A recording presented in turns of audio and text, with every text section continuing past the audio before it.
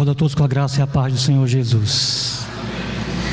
Queridos irmãos, nós estamos dando continuidade à exposição de Apocalipse e hoje nós queremos trabalhar o capítulo 13, que é uma sequência do capítulo 12. Na verdade, os capítulos 12 a 14 formam um intervalo.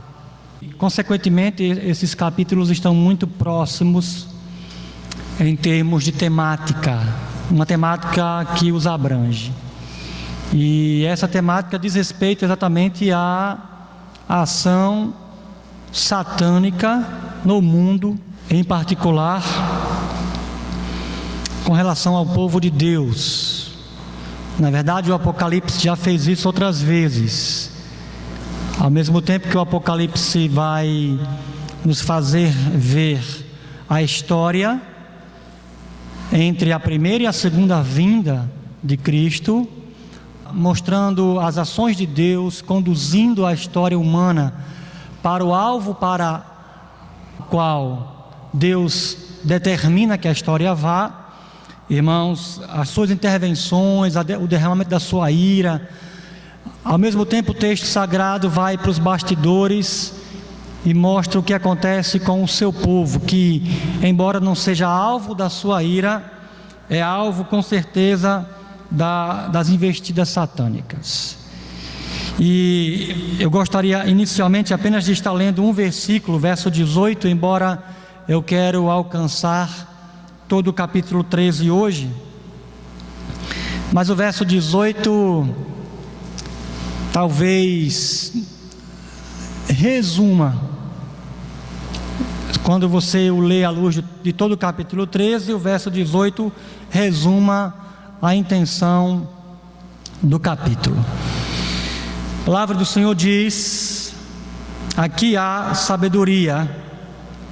Aquele que tem entendimento, calcule o número da besta, pois é número de homem. Seu número é 666.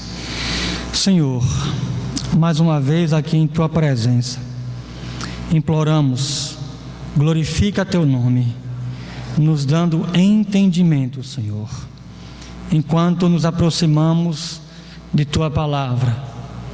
Agora, mais do que isso, Senhor, dá-nos temor, a fim de que o entendimento que venhamos a receber de Ti seja posto em prática. Em nome de Jesus, amém e amém. Irmãos, desde os meus 22 anos eu tenho o privilégio de trabalhar com a área de educação. E embora tenha ouvido alguns profissionais desta área meio que lamentando o envolvimento deles com a educação, meio que expressando a ideia que, se pudessem, trabalhariam em outra área, eu não trocaria a área de educação por nenhuma outra área profissional na minha vida. Agora, isso não significa dizer que não há desafios, que não há dificuldades e que até mesmo não há frustrações. Há frustrações na área de educação, mas uma em particular, das várias que nós poderíamos enumerar, desde a falta de incentivo, a questão financeira, enfim, há uma que eu gostaria de destacar porque tem alguma relação com o nosso texto. Acho que uma das coisas que mais choca um professor ou o desestimula é o problema do plágio, da cópia, do aluno que expressa uma verdadeira falta de respeito com o empenho do professor em desenvolver no aluno, na aluna, a postura de investigação, de aprendizado. E aí a resposta que dá ao investimento do professor é simplesmente chegar e copiar o trabalho, fazer uma pesquisa, ou melhor, apresentar a pesquisa que é de outro, enfim. A internet, por exemplo, irmãos, para mim é uma bênção, é uma fonte inesgotável de pesquisa, mas também é um paraíso para os plagiadores. Agora, é claro que o plágio não está limitado à área de educação. Se você vai para a área artística, você tem problema de plágio. Se você vai para a área científica, você também tem problema de plágio. Para a política, enfim, as mais variadas áreas do saber humano sofrem do mal ou do problema do plágio. E, por incrível que pareça, irmãos, a Escritura fala de plágio. Na verdade, o plágio é tão antigo quanto o próprio Satanás. Na criação de Deus, irmãos, Satanás é o primeiro plagiador. E as Escrituras não só ensinam que Satanás é o primeiro plagiador, ele está a copiar o nosso Deus, como também as Escrituras ensinam que Satanás plagia e plagia muito bem. Ele é um verdadeiro expert em plagiar. Não é à toa que a Escritura chama Satanás de Deus da presente era. E a capacidade, irmãos, de Satanás plagiar é tão impressionante que, se não fosse pela eleição de Deus na vida de homens e mulheres, se na eternidade Deus não houvesse escolhido para si um povo ao qual Ele preserva, no final todos sucumbiriam à sedução do plágio satânico de ser adorado como Deus. Aliás, é o que o nosso texto aqui do capítulo 13 nos ensina, que a eleição divina na vida do povo de Deus é o que preserva o povo de Deus de sucumbir a esta sedução. De tal maneira brilhante, Satanás consegue plagiar o nosso Deus.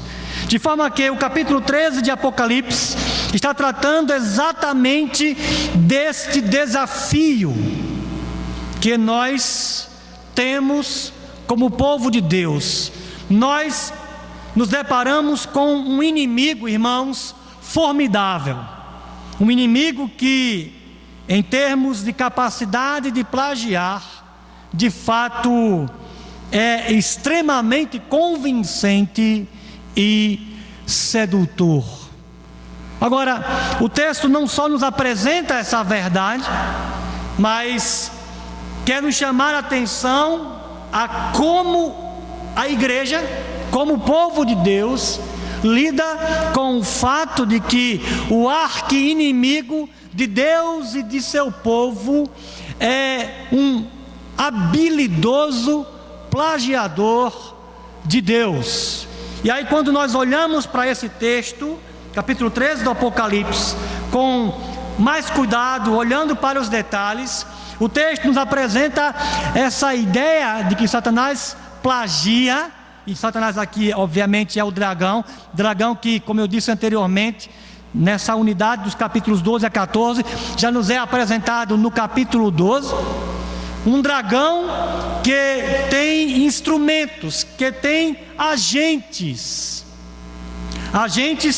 que no capítulo 13 são apresentados como a primeira besta e como a segunda besta. Aliás, aqui você já se depara com o grande plágio satânico. João aqui, irmãos, nos apresenta a trindade satânica. Do mesmo jeito que nós servimos a Deus Pai, Filho e Espírito Santo, João apresenta Satanás numa trindade, uma trindade diabólica.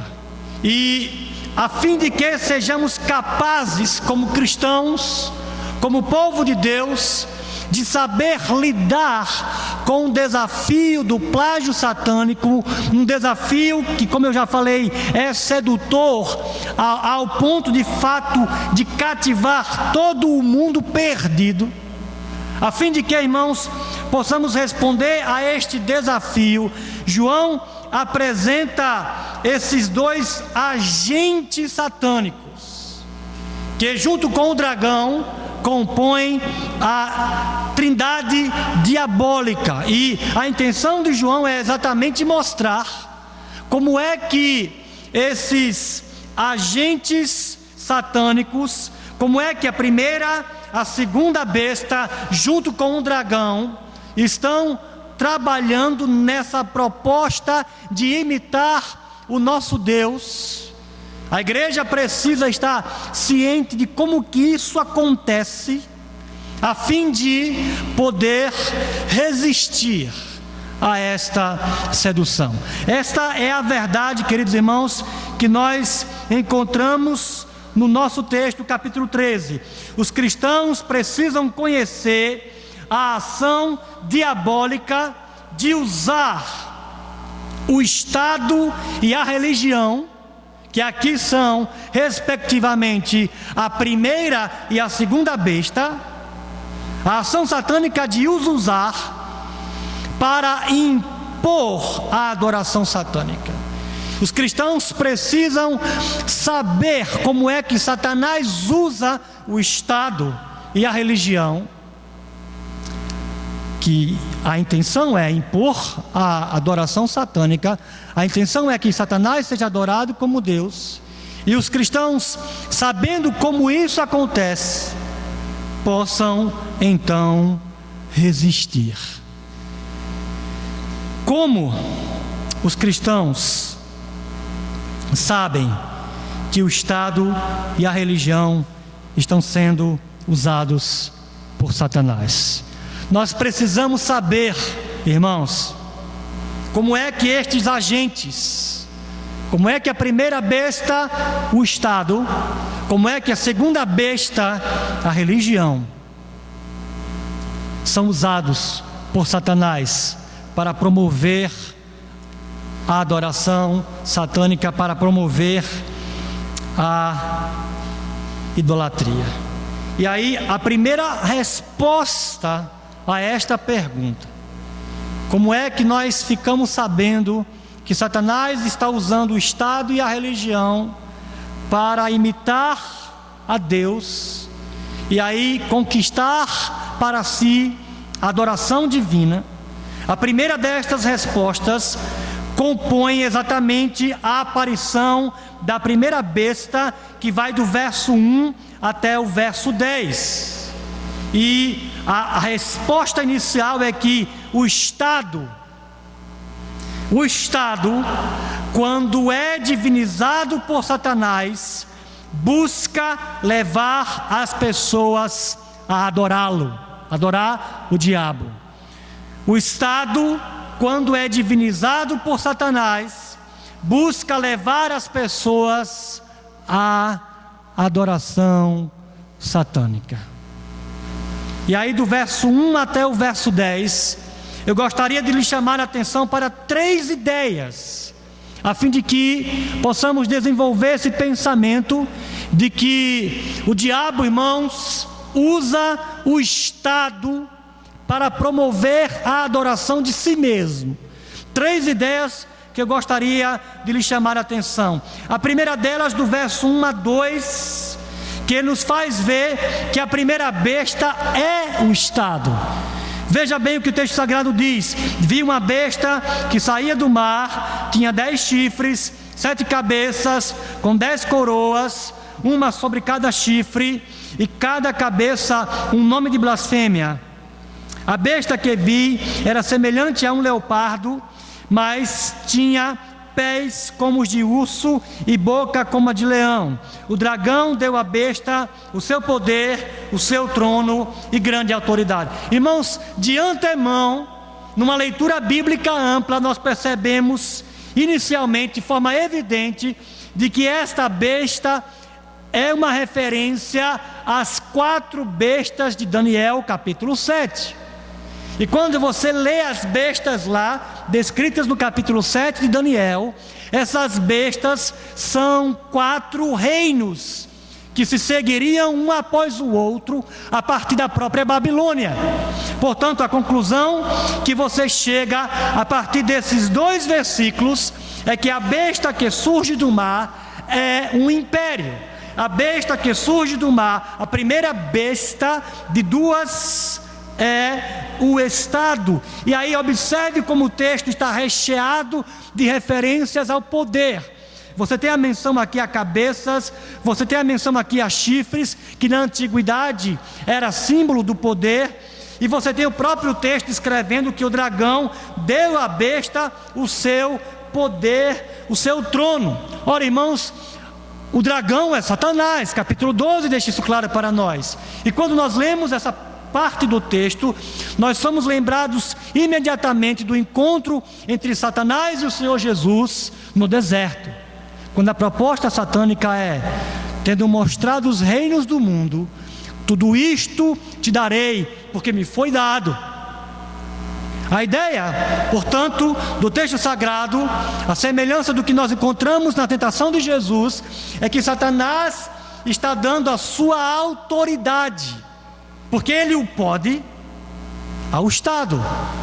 E essa verdade, irmãos, nos faz ver que nesse momento da história bíblica, primeiro século, durante o império de Domiciano, a igreja está se deparando com o Estado como um instrumento satânico. A segunda verdade que eu quero chamar a sua atenção, ainda nesses primeiros 10 versículos, é que o Estado que está recebendo a sua autoridade do dragão, o Estado aqui que está sendo nos apresentado como besta, é o Estado que está sendo divinizado, versos 3 a 6. Uma das cabeças da besta parecia ter sofrido um ferimento mortal, mas o ferimento mortal foi curado. Todo mundo ficou maravilhado e seguiu a besta. Adoraram o dragão que tinha dado autoridade à besta, e também adoraram a besta, dizendo: quem é como a besta que pode guerrear? Quem pode guerrear contra ela? A besta foi dada uma boca para falar palavras arrogantes e blasfemas, e lhe foi a autoridade para agir durante 42 meses. Ela abriu a boca para blasfemar contra Deus e amaldiçoar o seu nome e o seu tabernáculo, ou seja, os que habitam no céu. Irmãos, esse texto descreve o que nós podemos chamar, e para o que nós temos diversos exemplos na história, de divinização do Estado. E como que isso aparece no texto? Preste atenção aos detalhes. Veja que essa besta tem uma cabeça que foi ferida mortalmente, mas que se recuperou. Historicamente, nós temos aqui uma referência à lenda da ressurreição de Nero. E essa lenda, irmãos, está sendo usada a fim de mostrar aos primeiros cristãos que essa ideia da cabeça que é restaurada, que volta à vida, é uma paródia, é uma imitação da ressurreição. Aliás, o que é que o dragão está fazendo com esta besta? Veja que mais uma vez o texto sagrado diz que o dragão está dando autoridade a esta besta.